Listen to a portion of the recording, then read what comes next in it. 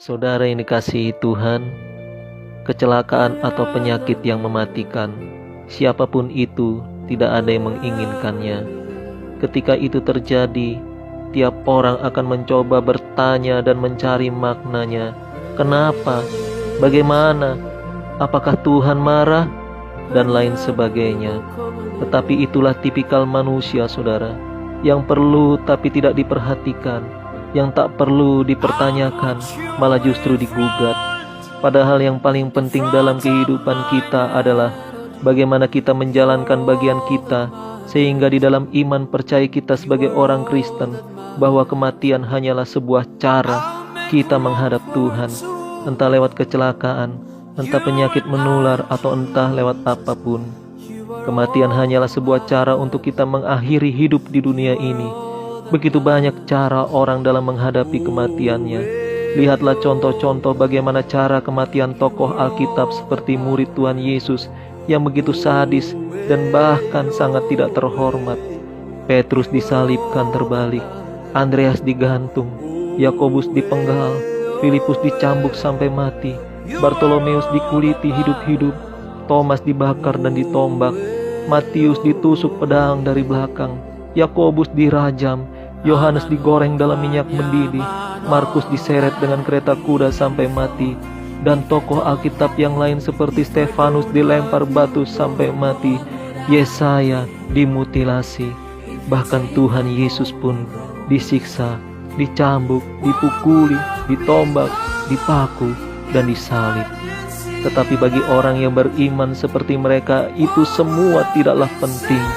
Yang terpenting dan yang terutama adalah ada kehidupan kedua setelah kematian, yaitu kehidupan kekal, kehidupan yang sesungguhnya yang Tuhan sediakan, di mana tidak ada lagi air mata, tidak ada lagi kesedihan, dan tidak ada lagi kesakitan, yaitu di sorga yang kekal.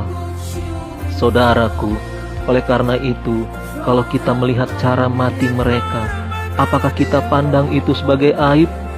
Saya pikir jangan diskusikan orang mati karena virus, jangan diskusikan orang mati karena kecelakaan, tetapi diskusikanlah kematian para tokoh di dalam Alkitab yang tidak ada satupun yang enak, saudara. Karena itu seringkali kita sudah dipenuhi dengan pikiran-pikiran yang kacau. Orang Kristen itu matinya enak.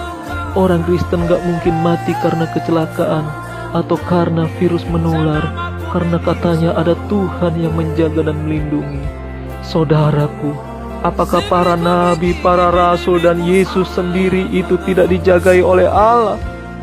Patut kita pertanyakan, dan kita harus luruskan pikiran-pikiran yang salah ini, saudara. Saudaraku, seperti fenomena yang terjadi di hari-hari ini, bahwa banyak pendeta atau pastor yang meninggal karena virus corona.